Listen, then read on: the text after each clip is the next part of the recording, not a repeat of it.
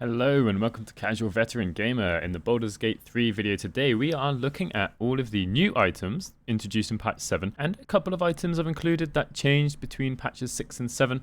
I'm going to be creating my own personal tier list of how good I think these items are. Also, this video can act as a guide as where to find these items because I am going to go into the game and show you where to get each of these items. I'm going to go through in alphabetical order, not in any order of what type of item they are or their rarity or whether they're new or old as in they're in patch 6 or 7 or not. But a few maybe not caveats, but a few things I'm thinking about when I'm placing them into their different categories. First of all, is there competition for the slot? So for example, the first one is the Blast Pendant. Will take into account whether there are other necklaces that could be used. Secondly, how useful this is in general, as into how many different classes can use this. For example, there are a few class-specific items, which brings down their overall usefulness. Next up, how easy and maybe how early can we get the item? Because a few of these items come from quite far into the game, especially a particular shield.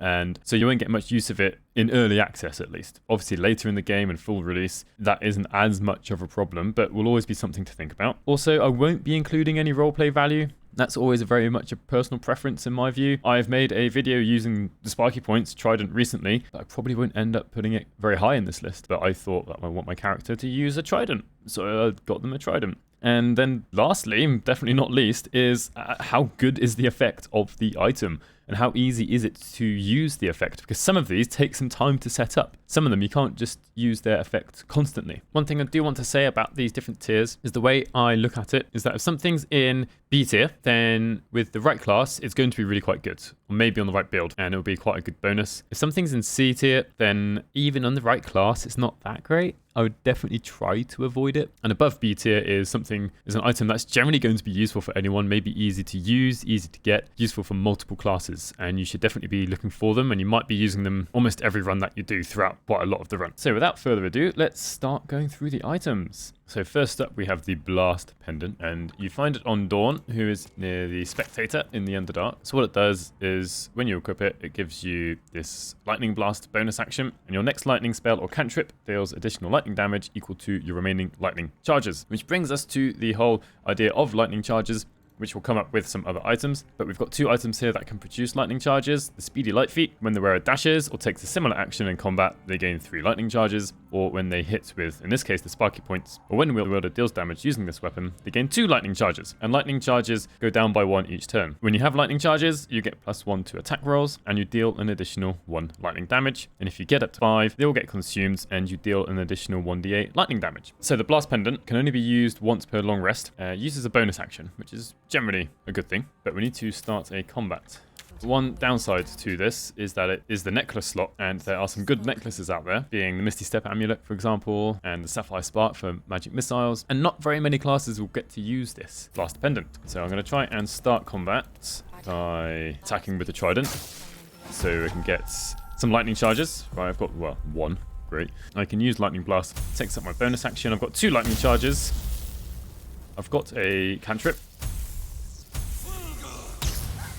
To miss. Although I would say that this isn't really all that great. It sounds cool, but the lightning charges themselves deal 1 lightning damage every time you've got one, and if you get up to 5, you do an extra 1d8 lightning damage. And how many lightning charges are we going to try and create to actually make this worth it? Only wizards and sorcerers, maybe high elves, are going to get constant use out of this. And it takes some time to set up. There aren't easy ways to create lots of lightning charges as those classes either. Oh, arcane tricksters and eldritch knights could use it as well with a cantrip and their spells. So, do you know what? I'm not really that impressed by this. It sounds cool, but with the limited number of ways of creating lightning charges and the limited number of lightning-based spells at the moment, I'm going to leave this at C tier. If you combine this with somebody who's wet, you could double the damage, but if you're building lightning charges, you may as well just build up to 5 and just hit anyway. And if you can't get up to 5 lightning charges quickly, then maybe you've got lightning charge items on the wrong class.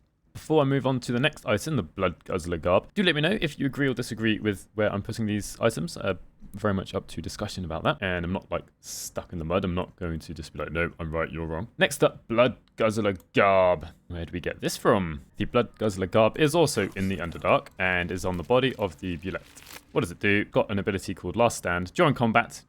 When the wearer starts their turn with 50% hit points or less, they gain Wrath for 1 turn. Well, what is Wrath? You gain a +1 bonus to melee damage. So this is one of the items that's pretty much made for barbarians, because this piece of armor doesn't provide any armor class. It's a base of 10, which barbarians can get away with. Tavnan here has got an armor class of 16 because he's got 16 dexterity and 16 constitution, which is, for a barbarian, that's kind of okay. For other melee classes, that's not so good. They wouldn't be able to get a high armor class. It's down in the Underdark, so you won't get it early on, but well, actually all my characters here are barbarians, but you won't really be using this on a wizard because they don't often do melee damage. Also, a wizard who has 50% hit points or less is not going to survive very long. So yeah, essentially made for barbarians. Is it competing with other items? Well, for barbarians, yes, but not so much. Like, we can see that the other barbarians here do have other bits of armor, but if you've got the right stats, this is kind of okay to have. However, if you've only got 14 in dexterity, say, and 14 in constitution, your armor class would only be 14 in this Bloodguzzler Garb, whereas with the same stats, you could have an armor class of 17 with some Githyanki halfplate, or with other medium armor.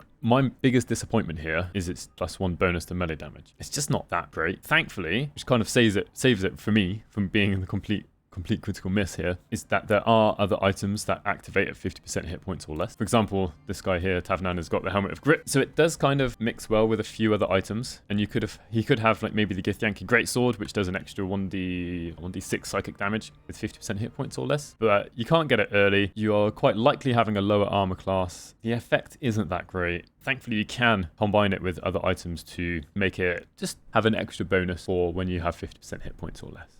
Next up is the Cap of Wrath, which is very similar to the Bloodguzzler Garb, and when an enemy damages the wearer gains Wrath for 1 turn, and you also have dexterity saving throws +1. So where do we find the Cap of Wrath? We find it on Thud, down here in Grimforge.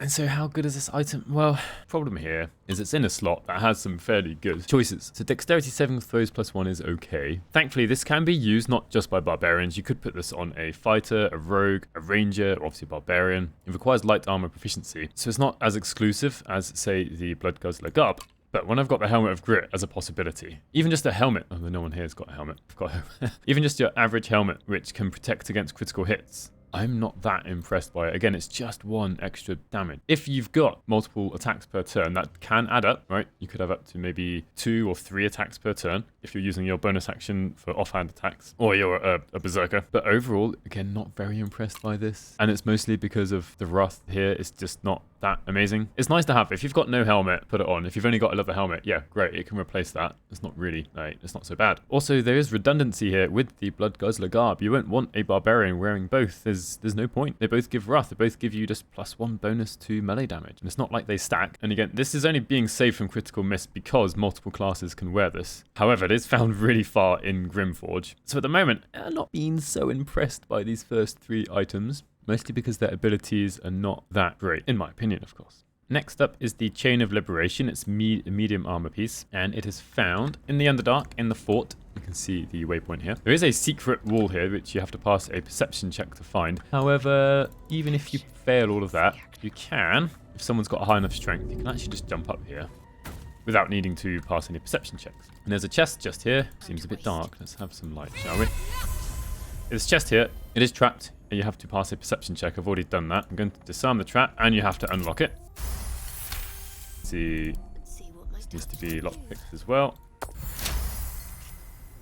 And then inside, Chain of Liberation. Once per turn, the wearer can reduce the duration of their momentum, that's a new condition, by 1 turn to sprint, which is a new ability. So, momentum, first of all, spurred on by a sense of urgency, movement speed increased by 10 feet. That's pretty cool, but the armor doesn't give you momentum. Keep that in mind. Sprinting is a free action. Rush ahead in a straight line reduces the duration of your movement by 1 turn. You get 20 feet of free movement, essentially.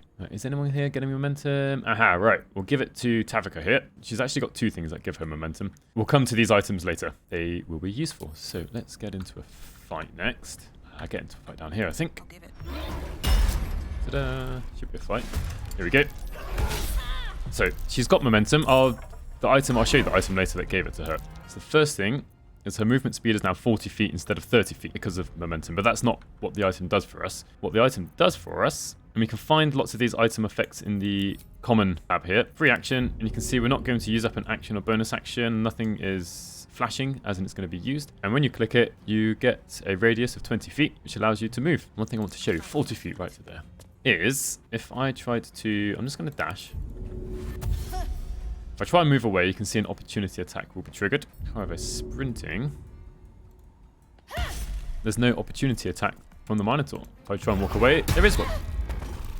Now the armor, unfortunately, the armor class is kind of only 13. It's not that high. So if you've got a character who has items that will give them momentum, this is actually quite useful. It's a free disengage if you've got momentum, and it gets extra movement speed on top of any momentum you already have. So you can really, really travel long distances with this armor. And if you go to the Goblin camp, you can actually get it relatively early, relatively quickly. Unfortunately, it is medium armor, so only barbarians, rangers, and fighters, and I guess Githyanki and I've forgotten the subrace of dwarf. One of the subraces of dwarf have access to it. So I'm going to put it at B. It does compete with a few other items, even just something like the Githyanki halfplate. But if you've got a character who has at least one source of momentum, this is a fairly decent piece of armor that helps you move around the battlefield, which can be a lot more important than it sounds. Next up in our alphabetical list is Fleetfingers, which are some gloves. Now, they're not the easiest things to find. Hopefully it'll work. I might have to reload. This doesn't work out properly. So walking around just outside the Blighted Village.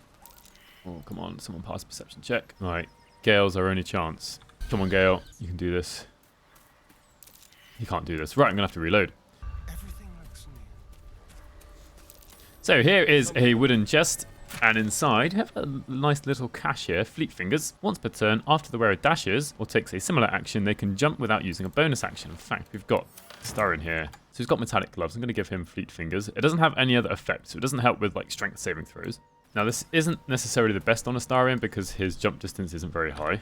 This will be useful for any class that has dash as a bonus action, primarily thieves, and well, rogues, sorry. But some other classes do get this, such as Elkheart, such as an Eagleheart Barbarian. So we can jump, but it's going to use a bonus action. If we dash,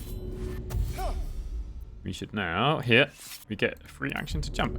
I said it's not so good on Astarion because his strength isn't high, so he can't jump very far. Now it's gone, right, available next turn. Even if we use a dash as a bonus action again, we don't get to use the free action jump. But if your character is going to be dashing around, this jump is going to help. It will gain them extra 50, in this as a minimum here, basically an extra 15 feet of movement speed. The downside to this is that it does compete with other gloves, and there are a few other gloves that are good.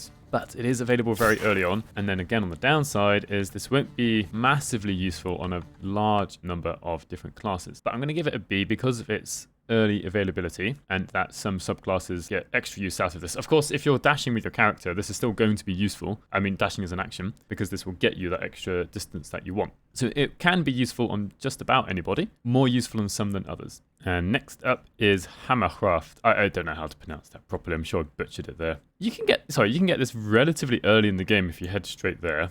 You need to come to Walkeen's Rest and come inside the burning building. And inside this room here, there is a chest, not the wooden chest, this gilded chest back there. Now, before we go running in, I would heavily advise that you make your party wet. One way or another, you could use a bottle of water. I'm obviously using the Create Water spell here. The reason for that, if we are wet, or if we have the wet condition, the character is prevented from burning and resistant to fire damage even. So if we've got Astarion, who is a thief, and he opens up this door.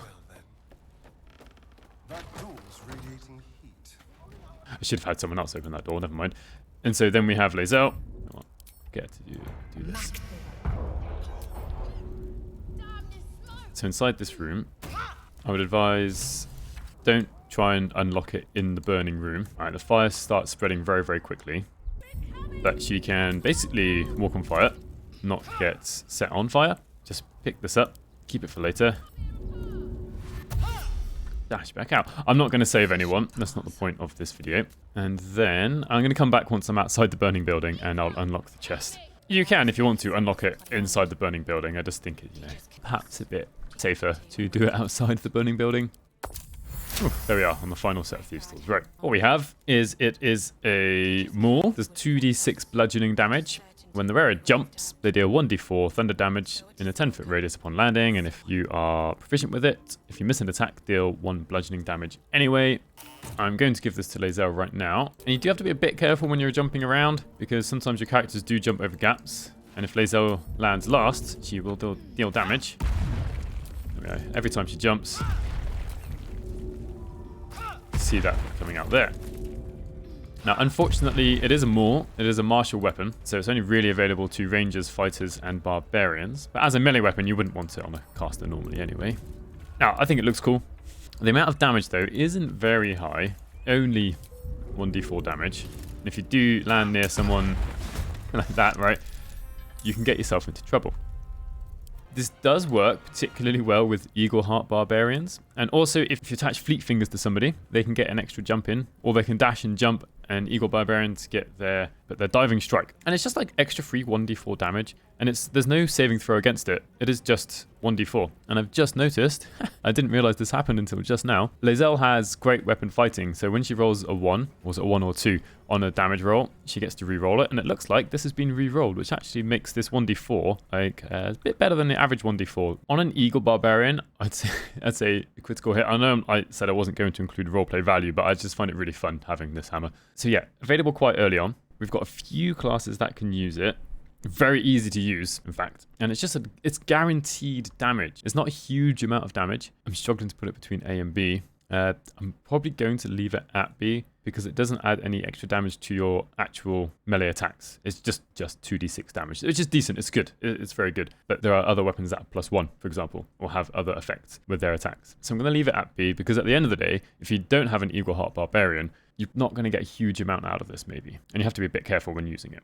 Our next item is the Haste Helm, which is found in kind of in the middle of the Blighted Village. There's just this chest sitting around, and inside we get the Haste Helm. At the start of combat, the wearer gains momentum for 3 turns, and you get dexterity saving throws +1. This is the item that was worn earlier to give my character momentum when fought the Minotaur. So I could give this I'm going to give it to Astarion, why not? So it sounds very simple, but it's actually really quite cool. It's very easy to get relatively early on. You get to the Blighted Village quite quickly normally. It's just like a leather helmet, but you've got an extra thing on top of it. You get momentum, and as a reminder, momentum gives you an extra 10 feet of movement speed. So if we start a fight, we can see his movement speed is 30 feet. Now, here we are. Good.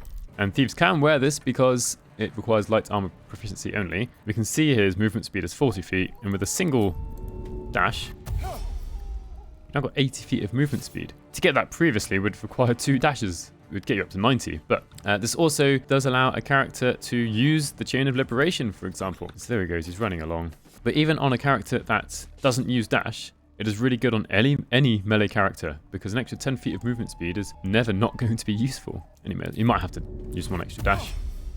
And since it is only light armor, it's available to all martial classes.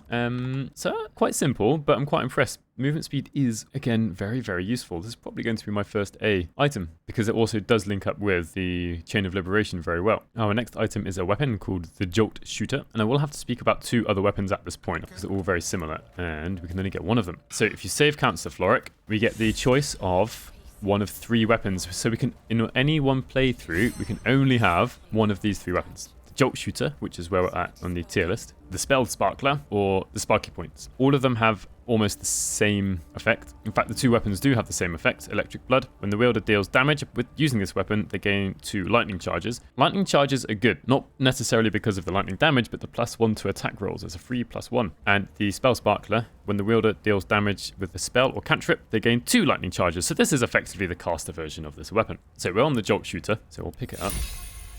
Now, it is a longbow, but thankfully, elves will have access to this, and I do believe that rogues do as well. And fighters and rangers, so most of the melee characters who can use a ranged weapon. And it's basic, but good. Again, I'm going to be a bit naughty here. We can get a lightning charge, 2 lightning charges, a surprise. So now we've got an extra +1 to hit.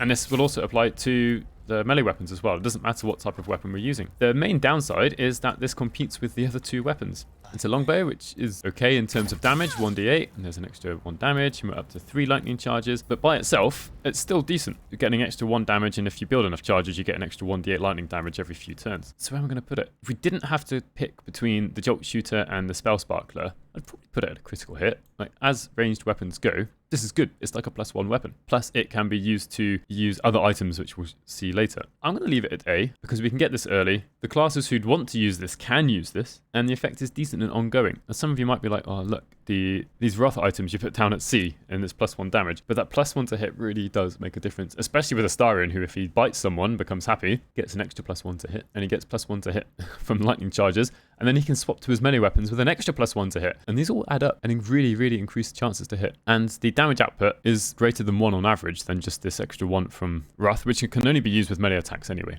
So yeah, I'm going to leave the Joltshooter at A. We have another piece of medium armor next, the Jolty Vest. This forces you to be, or if you want this item, this forces you to be friends with the Zhentarim. So you find their shipment and deliver it to them, and then you go and speak to their trader, Brem. So you have to pay for this item. This is one of the few items that you can't just find in a chest or as some loot. So the Jolty Vest, armor class is 13. When the wearer takes damage while having lightning charges, the attacker must succeed on a dexterity saving throw or become shocked. So we shall buy this. So you need to give this to someone who's generating lightning charges. And at the moment, that is probably going to be my cleric, let's say. So I'm actually going to load a different save with the same character, but who's got a few more items to show you how this works. So here's the same cleric much further along, and they've got the Jolty Vest. So I'm going to gain some lightning charges. It's the easiest way. There we are. Right. What does it say? It says shocked, cannot take reactions and has disadvantage on ability checks and saving throws using dexterity. I mean, cannot take reactions is good, actually, but it's only for 1 turn, so until the beginning of the next turn. And ability checks and saving throws using dexterity. I suppose saving throws is important in combat. If you've got some casters, there aren't that many ability checks, to be honest. I'm just not that happy with it. It forces you down a certain route if you want to get it. Its armor class isn't great. It competes with other pieces of armor. We need lightning charges to make it work, and even then, the effect isn't all that strong. Like, you have to be hit in the first place. I guess it's more of a backup than actually, using it offensively. I'm putting this down at C. It just requires too much to make it work. And then when it does work, it's not that great. Just wondering whether to put it down in critical miss, to be honest. No, I'm going to leave it at C. Leave it at C. We have here the Lifebringer as the next item, which can be found on Blurg. And you can just outright buy this. The price of it will depend on the person who's buying it, on the charisma. When the wearer gains lightning charges, they also gain 3 temporary hit points. The temporary hit points disappear if the wearer runs out of lightning charges. It is a helmet. Well, not a helmet. It's in a head slot, as it were. Well, Light Having is the one here who's going to have lightning charges. So we've got 3 temporary hit points. More charges doesn't give more hit points. I didn't realise Blurg doesn't mind being hit. Anyway, so what do I think of this? I don't like this at all. It's in terms of early access, it's a bit far in, but 3 temporary hit points? You could give it to someone like Gale, I guess, maybe, and have him have the Spellsparkler. If you've taken that choice, but I can't because I've already taken the Sparky Points. I shouldn't be able to equip the Speedy Lightfeet because it should require medium armor efficiency, and he's not going to get a lightning charges any other way. And you only have these 3 temporary hit points when you have the lightning charges, so after combat they're gone. I'd rather give Gale something like this, the helmet that gives Scorching Ray, which you can get from Blurg. It's a bit more expensive. I just think this is my first critical miss. I just don't value this whatsoever. There's not really very much that's useful about it. This 3 temporary hit points is not enough. Like, they disappear like really, really quickly if you're going to get hit. It's not going to save you. False Life gives you 7 temporary hit points while you've still got them. Yes, I guess you can regenerate the temporary hit points, but if you use up your lightning charges, then you lose your temporary hit points. And it's only 3 anyway. It's just, I'd rather have something else in the head slot than this. The Linebreaker Boots are next. These can be found in the Goblin Camp on Beastmaster Zerk. When the wearer dashes or takes a similar action during combat, they go in Wrath for 3 turns. This is pretty much going in the same place as all the other Wrath items have gone. And there are other boots that these compete with. The one slightly positive thing about this is it gives Wrath for 3 turns instead of just 1. But that's it, that's all it does. I don't think I need to show this to you. It's not that great. It's going to go down in C. It's better than nothing. We get it early on. Anyone can use them. Like, we don't even require light armor proficiency for it. But it's not anything to write home about, really. Pretty mundane at the end of the day. And I'd mostly rather just attack, because attacking will make you do more damage than having +1 damage. So,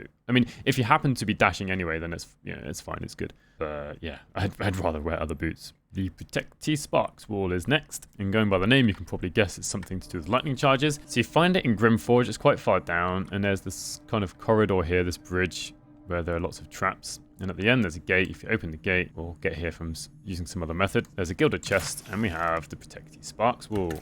So what does this do? The wearer has +1 armor class and saving throws as long as they have lightning charges. Now it is clothing, so its armor class is 10, so it's really only going to be useful for people who have mage armor. Basically useful for barbarians, sorcerers, and wizards for the most part. And again, you have to have an item that produces lightning charges for this to work. I've got Gale here. Oh, perfect. So, see, I've got him with the Circlet of Fire. Even better than having the Lifebringer. Right, Gale's got the Protecty Sparkswall. He's got the Spellsparkler, which I'll come to later. And so, while he has charges, he will have an extra 1 armor class and saving throws. That's actually really, really good. You know, I did say with the Lifebringer that 3 hit points is nothing. I've got only 1 extra armor class, but that actually decreases the chance to be hit by 5% and increases your chance to succeed on all saving throws. It's like having Bless with, well, not quite as good as Bless actually, because Bless is plus 1d4. Oh, I know, it has to be a cantrip or something, doesn't it? Right, so let's cast. Right, let's just do this. There we are, a bunch of charges. I'll come to that later. 6 lightning charges. I'll come to that later. And his armor class is 16. It's decent. It's +1. And considering that isn't a whole lot of choice for clothing for wizards, really, that's good. I'm going to leave this in B. You can't get this early on. It's only really good for a few classes, but the classes it is good for, it's a solid choice to have. You do need some other items to make it work, such as the Spellsparkler. You're not going to have every character to be able to use this, but it is worth using if you can use it. We have our one and only shield here, the real Sparky Sparkswall. This is found in Grimforge, just like the previous item. And as a quick guide, you come in on the boat there, just down below. You can walk up the steps, turn around, walk up this way. It's probably quickest to jump up through this gap. Then come down here. You can see this is where Astarion is. Let's just split everyone up. And then, following this kind of broken path, we come to a chest here, which is trapped, so we do need to disarm this. And this is where we'll find the real Sparky Sparkswall. Right. And inside we have the real Sparky Sparkswall. So what it does is, first of all, gives +3 armor class, so it's like a shield +1. And then we get this lightning aura, consume 4 lightning charges, which is quite a lot really, to create a lightning aura that blasts jolts nearby enemies and possibly deals 1d6 lightning damage to dexterity saving throw to protect against that. First of all, I'm going to say, if you're wearing a shield, this is an obvious, easy upgrade. Even if you're not using the Lightning Aura ability, you still get an extra 1 armor class. So let's see if I can get into a fight down here somewhere. So again, you do need items that produce lightning charges to make this work. And we do need four lightning charges also. So I'm actually going to dash, because I really need to increase these lightning charges. And for the video, I'm going to dash again, actually. So next turn, I'll start the Lightning Aura. So we can, in the Common tab, Lightning Aura uses an action. And we can see that these 2 enemies are jolted. They passed, by the looks of it, their saving throws. Yeah, dexterity saving throws. And their jolted thing here takes 1d4 lightning damage each turn and can't take reactions. That can't take reactions isn't currently working. They are definitely jolted. They'll take 1d4 damage, so it's definitely worth staying nearby. Let's just start the turn. She does take the damage though, you see. What am I going to give this? Even if it didn't have the whole lightning thing, I'd probably put it in at A, because it's the only +1 shield we can get. I'm not putting it any higher because it takes a long time to get to. We can't get it early, and the full effect isn't working at the moment. Jolted doesn't stop their reactions. If it did, that'd be really, really good. I'd probably put it up at critical hit. So I'm going to leave it at A. Reason's Grasp, isn't it? They are a pair of gloves. Now, the save file that I had prepared, I've already tripped a trap here, but there is a trap here. You can just about see the posts. Do be careful of it. And this is inside the cave where you fight the gnolls. So we have this wooden chest, quite easy to open. And inside we have Reason's Grasp and a bomb, which is useful, and a Scroll of Featherfall, which is nice to have when you need it. And what Reason's Grasp do, when the wearer chooses to end their rage, they gain 15 temporary hit points. And since that mentions rage, then we know that this is only for barbarians. Now, I do have a barbarian here, so she can put them on. So this is an example of an item that's very much class specific. No other class can put this to use. And it says when the wearer chooses to end their rage, they gain 15 temporary hit points. Quite often, when fights ends and the barbarians come out of their rage, that counts as ending your rage voluntarily. When this does work, an extra 15 temporary hit points is massive. Think about that compared to Lifebringer, which only gives 3 when you have charges, whereas this gives a permanent 15 temporary hit points that you have until they get used up. So for a barbarian, this is probably an A, but considering that only barbarians can use it, I'm going to leave it at B. I think B is a good spot for items where the class that it's good for, or the classes that can use it, that it's good. The only other gloves that these really compete with are potentially the Gloves of Power. but you have to be branded to be able to use those. Whereas here, you can just pick these up and equip them. You don't have to make any sort of roleplay choice. Next up is another set of gloves called the Sparkle Hands. This can be found in the swamp where you fight the wood woes. I'm still fighting them, in fact. And in this chest, we have the Sparkle Hands. The wearer has +1 to strength and dexterity checks as long as they have lightning charges, strength saving throws +1. I'm not all that bothered by this at all. +1 to strength and dexterity checks while you have lightning charges. You only have lightning charges inside combat. We normally are doing strength and dexterity saving throws. And there are other gloves to be wearing. Maybe the gloves of power. And this is, you know, it is like having metallic gloves, but potentially a bonus. So it's not necessarily the end of the world, but we could also have Fleetfingers instead, gloves of power. I'm almost tempted to put this in critical miss because checks just don't happen that often apart from shoving. And that's it. It's just, they're kind of redundant, a bit like not quite as bad as Lifebringer. I mean, in fact, Lifebringer might almost be more useful than this, but I'd rather have other gloves equipped than the Sparkle Hands. If it gave a +1 to strength and dexterity checks for until the next short rest even, I'd definitely move this higher. While the bonus only applies while we have lightning charges, it's just not that useful. Just really not that impressed. We have our first ring here, the Sparkswall. In fact, there are only 2 rings in the new set of items. This one takes a bit of finding. So you have to go to the Arcane Tower, normally a Kilbernard, get a Guiding Light ring. We then have to equip Guiding Lights. Doesn't matter who you equip it on. You have to be on the top floor. And then you get a button that takes you down to the basement, like hidden basement, really. And then down here, come up the set of stairs, or climb up the boxes, if you will, the crates, find the heavy chest, and inside, no traps, no lock, it's not locked. The Sparkswall, the wearer can't be electrocuted, and resistance to lightning damage. This is basically just alright on anybody. The resistance to lightning damage is always going to be potentially useful. It does pair up very well with a particular set of boots later. You don't have to wear those boots to make this useful. The enemies do sometimes use lightning attacks, especially Witch Bolt, sometimes maybe lightning arrows, but they don't often do many more lightning attacks than that. So it's not going to be massively useful. Thankfully, we have 2 slots per character for rings. It comes a bit late in early access. I'm going to leave it a B. It's an okay choice. And since you've got 2 ring slots, you can choose who you put this on. It doesn't really matter who you put it on. And it does line up well later on with some boots. The Sparky Points is next. It's a trident that we get from Councillor Floric. This time it's a trident, but is essentially the same as the Joltshooter, that it gives you 2 lightning charges when you damage somebody with it. Unfortunately, this isn't actually that great. The reason for that is, first of all, since it's a martial weapon, you need to be a fighter, ranger, or barbarian to have proficiency with this weapon already. You can take a feat to gain proficiency in it. No races get proficiency with tridents. It's only 1d6 or 1d8 damage, not that great. You know, compared to the other weapons that melee characters, there's many classes can be using, this is quite pitiful, really. And also, you've got to not get the Joltshooter or the Spellsparkler. I'm not going to need to show any more with it. I've shown this being used already in this video. I'm almost tempted to put it in critical miss, but you can just about make it work. I'm going to go down and see here, because there is better choices. When you've got a choice between the Joltshooter or Sparky Points, I'm going to choose Joltshooter. More people can use it, and it does, well, you can do the same damage, I suppose, 1d8, but if you're using it one-handed, it's only 1d6 damage. So yeah, not really that impressed, although I did put it in a build of mine. I wouldn't normally choose it. And that's the reason I put it in the build, is because it's something I wouldn't normally do.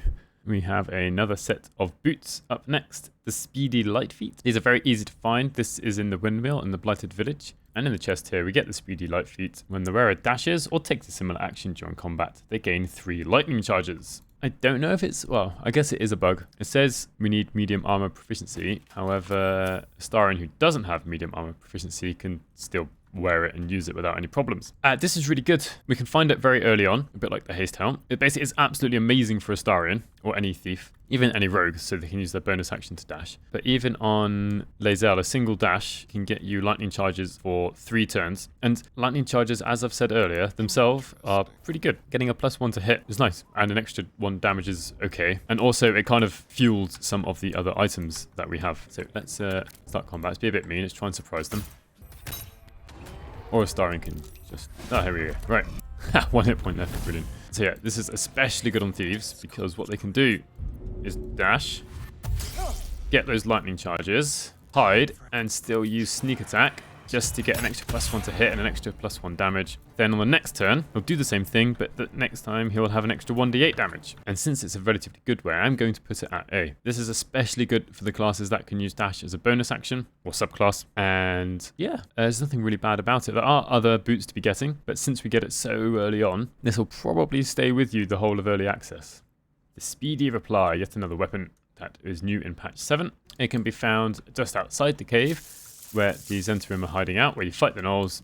And on this dead body here, the dead caravan agent, you find Speedy Reply. It is a scimitar, a curved sword. When the wielder hits an enemy with this weapon, they gain momentum for 2 turns. The main downside to this is that not many classes have proficiency in this weapon because it is a martial weapon, and rogues don't get access, don't have proficiency with this weapon. It's only barbarians, rangers, and fighters, a bit like the trident. Thankfully, it is light, so it can be an offhand weapon. That's its main attraction here. I'll switch it around, it doesn't matter. When I do use this, I do use it as an offhand weapon. We're not looking to use it for its damage, we're looking to use it to gain momentum. Right, we get an extra 10 feet of movement speed. This is the third way to actually produce momentum. And it's available not too far into the game. You do have to fight the gnolls though to get to it. For me, it just about scrapes in B. Just about makes it in, because momentum is just about useful enough that you'd be happy to get momentum when you have it. Momentum itself is a useful condition to have. The Spellsparkler is next, and it is the third of the 3 weapons that we get to choose as a reward from Councillor Floric. And I would say this is the best one. It's similar to the Joltshooter, but it can be, I guess, abused in a sense, whereas Joltshooter can't really be abused that much. I already have Gale equipped with the Spellsparkler, which we choose from saving Councillor Floric. We have the Electric Veins. When the wielder deals damage with a spell or cantrip, they gain 2 lightning charges. So I want to point out I've already got 5 lightning charges, so the next time he deals damage, he'll deal an additional 1d8 lightning damage. And if I hit those through there.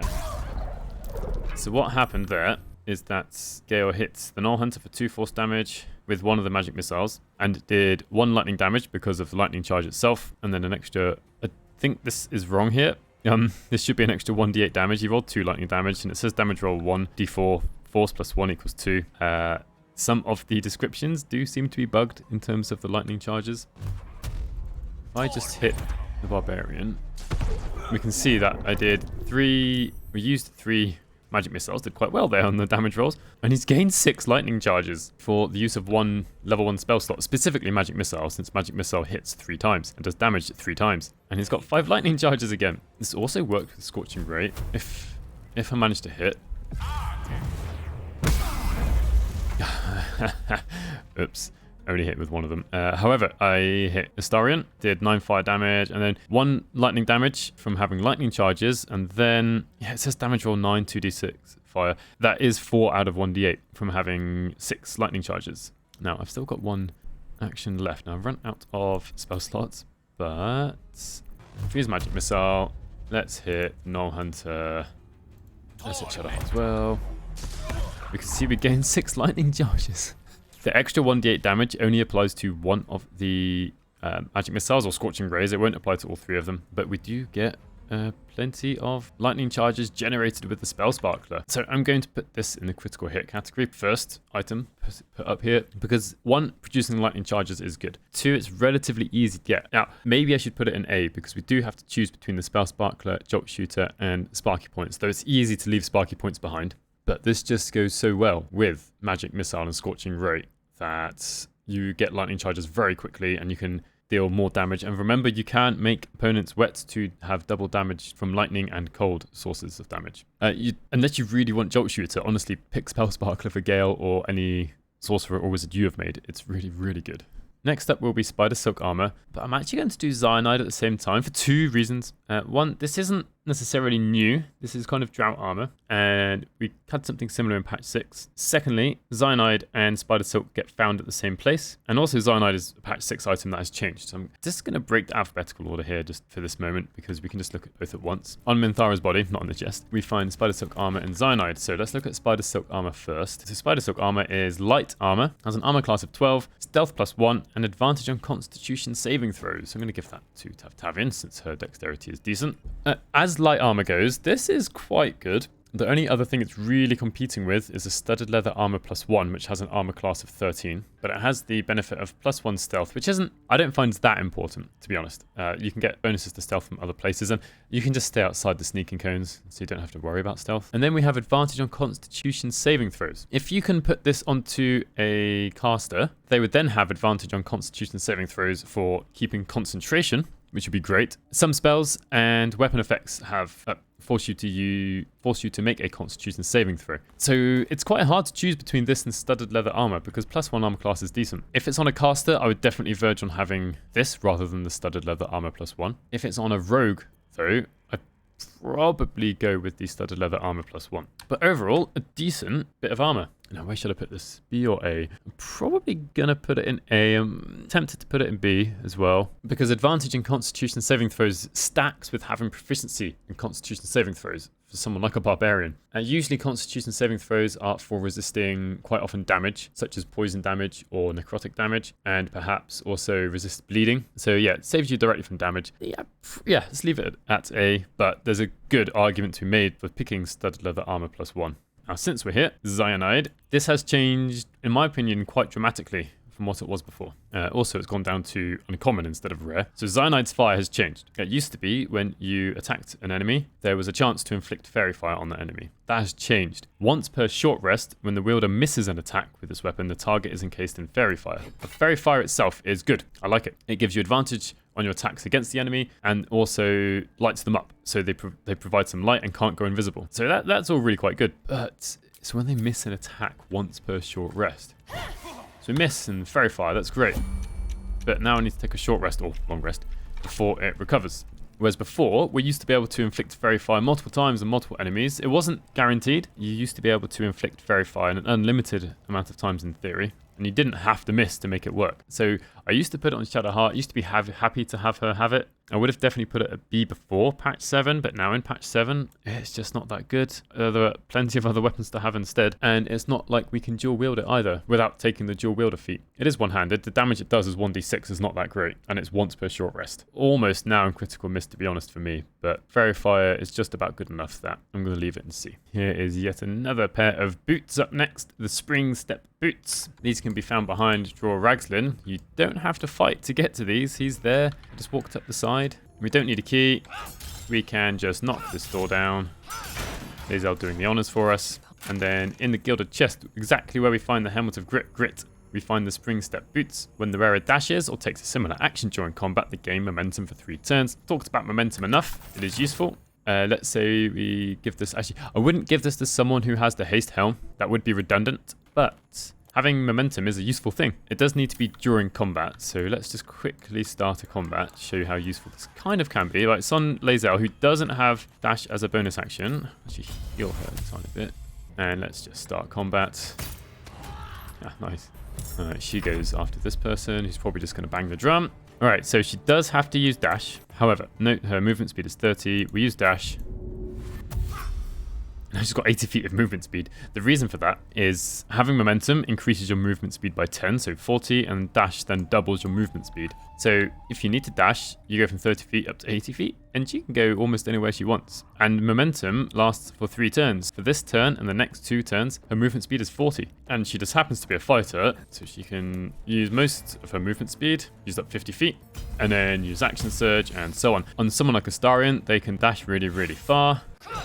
And it's another source of momentum. So I'm going to put this at A. It's not quite good enough of an effect to put into critical hit category, but it's good enough that this will be useful on anybody and is relatively easy to get. Anybody can use them. So yeah, there's almost nobody who won't benefit from using this. And if you're not sure if movement or don't think movement speed is useful, do remember you can use your movement speed to get to high places quite often, which is very useful. Time for the second new ring, which is the Spurred Band. This one's relatively easy to miss. It's in the Whispering Depths where you find the Etacaps and spiders. And on this skeleton, which is kind of covered by webs, you will find the Spurred Band. During combat, when the wearer starts their turn with 50 hit points or less, they gain momentum for 1 turn. I mean, as before, it's kind of good that we have 2 ring slots. This isn't that great. I've just talked about how great momentum is. I'd rather have one of the other sources of momentum. I don't want to have to wait until I've got 50% hit points or less. I'd rather have the helmet or the boots. This can be good if you're making a character who is focusing on these items that activate with 50% hit points or less. But if you go above 50% hit points, you won't maintain momentum because it's only for 1 turn. Kind of because of that, and there are other ways of gaining momentum, at least 3 other ways, because you've also got the Speedy Reply, and it's only for 1 turn. I'm going to put this down and see. If it produced another effect, I might lower it. If you're going to be making a character that has all these items that activate with lower than 50% hit points, it's probably just about a B. but there are just basically better choices for rings. It's not difficult to get, really. You do have to have a quick fight, but it's just not quite good enough for me to put into B, to be honest. And it's not bad enough to put down into critical miss. Our penultimate item is yet another weapon, a very heavy Greataxe. This is found on Fezerk, and it's a Greataxe, which does 1d12 damage. And it has one extra weapon ability called Gargantuan Cleave. Swing your weapon with all your might, deals 1d6 plus 3 plus 1d6 piercing damage to each target, but leaves you off balance. Off-balance creatures must succeed on a DC 8 strength saving throw when hit or fall prone. So let's pick that up. I'm going to equip it onto Lae'zel, who can actually make use of it. Do bear in mind, this isn't a +1 axe, right? It's just a Greataxe. So here's Lae'zel. One problem with the cleave is that the area of effect is very small. So here it is, Gargantuan Cleave. I'm just going to use it on here. Sorry, earlier I said 1d6 plus 3 plus 1d6. I think that's because whoever I had highlighted, maybe Astarion, his main weapon does 1d6 damage, whereas Lae'zel's main weapon now does 1d12. So let's use it. Of course I miss. And now I have to wait until the next short rest. Although before I move on, I did manage to do 5 damage with... Oh, that's the reason I shouldn't have had Great Weapon Master all in on. I did manage to do 5 damage. Not really sure how. I'm guessing it's from the 1d6. That's a bit bugged, but yeah, I'll be back trying to show you another use of it. So I managed to find another couple of goblins. Let's use Gargantuan Cleave. And oh my gosh, look at that. So the tooltip doesn't really tell us the truth. It's not currently 1d12 plus 3 plus 1d6 damage. It is 1d6, which is, I guess, the second part of the damage formula there. And then we've got 2 plus 3, which is as advertised, but then it divides it by 2, as if it's a normal cleave. So this is only really doing 1d12 plus 3 divided by 2 plus 1d6, which honestly, I'm really, really not impressed with. I'd rather just have +1 to hit. The number of times we get to use it is not very high. Plus, we get put off balance. Now, yeah, a strength saving throw of 8 isn't difficult to pass, but she might actually fail that. It's not guaranteed she's going to pass. So I'm putting this down in critical miss yet again. This is almost detrimental, not quite, but you have a downside where all the other items here don't really have a downside apart from the fact they use up a slot for another item. Whereas this, when you use your Gargantuan Cleave, which doesn't do as much as it says it does, and you can use it once per short rest, you put yourself in slight danger. I get that it's thematic, you know, it's very heavy, it kind of puts you off balance, that's cool, it's a unique weapon ability, but I do not like it at all. I would not recommend actually equipping this. And the very last item are the Watersparkers. The Watersparkers can be found in this chest, which I showed earlier, next to Minthara, and when the wearer stands in water or blood during combat, it becomes electrified, and also, if the wearer starts their turn on an electrified surface, they gain 3 lightning charges.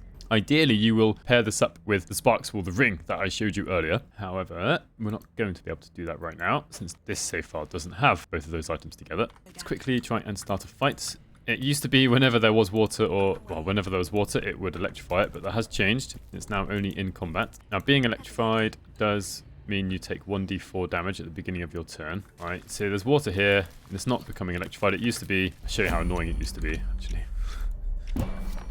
There we are. Standing in water, it becomes electrified. Everyone standing in the water is electrified. Unfortunately, the goblin's just outside of the water. And since she didn't start her turn, it's a bit annoying actually. She didn't start her turn in the water. I guess the way it worked out is combat started, and then after the beginning of her turn, this water got electrified. So we would have to wait until next turn. And we are taking 4 lightning damage at the start of the turn. Is there any more water? There's some water down there. Ah, she's got one of the momentum items and the Chain of Liberation. So, free movement.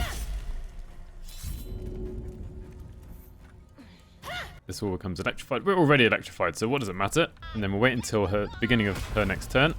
But generally, while this is happening, this is probably the least effective way to get lightning charges, at least without the Sparkswall, because you're going to take damage and potentially put parts of the battlefield kind of out of limits for your own party, unless you're happy for them to take 1d4 damage for no good reason. But as before, lightning charges are useful. You will definitely want to have lightning charges. So she's going to take some opportunity attacks just because I want to show this off. So if she throws some water and adds and extends the electrified water, I haven't made a video about this actually. We can now electrocute the goblin or someone else. So this can be used kind of in an offensive way to try and deal damage to others, as well as gaining lightning charges.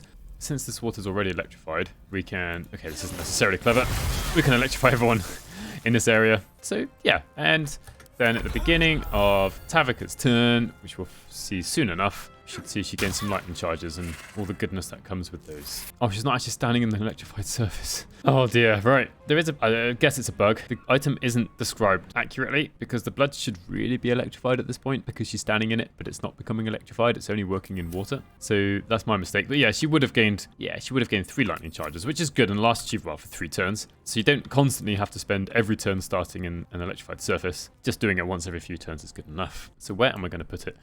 Ooh, I'm struggling between B and C. If you're careful enough, and especially if you've got the Sparkswall, definitely B. If you're not planning well enough and you're just walking and creating water willy-nilly, then I'd say it's a C. You could put yourself in a bit of danger. It's not really A. Like, being electrified is... it's good to inflict electrocution on the enemies, but at the end of the day, it's only 1d4 damage. Useful against goblins, because they have low numbers of hit points, but against maybe something like the Minotaurs or the Bulette, it's not going to contribute a huge amount at the end of the day. So there we have it. Here is my tier list, my own personal preference. Quite a few stuck in the middle at B. And I guess overall, looking at this tier list, I've got more on the lower section than the upper section. The main reason for that, I feel, is these Wrath items. If Wrath was a better ability or like condition to have, they could be shifted up. And I'm kind of glad there aren't too many critical hits because otherwise you'd kind of just be equipping one set of items every time. Since these items are all kind of relatively close to each other in terms of usefulness, you can take most of these items and make them viable, at least the ones that critical hit A and B. With C, in some situations it will be good, but